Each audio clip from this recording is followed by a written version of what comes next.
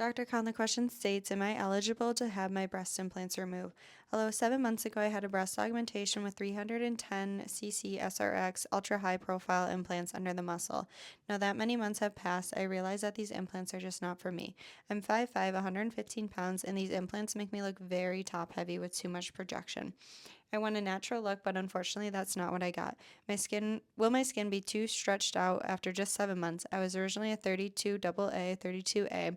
Will I lose the existing breast tissue if I get these implants removed? Okay, so the first and foremost question is, how old is the patient?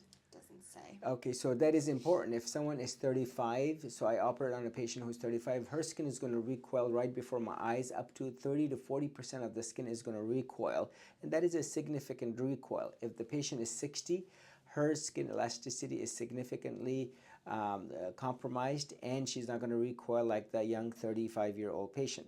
Now, the next question is, how big are the implants? 310. So the 310 are very average size implants, and so the recoil ability is going to be very different than, let's say, if someone had 600 or 1000 cc implant. So the patient that I took care of, who had 1080 cc implant and she was 35, she actually did not need a formal lift.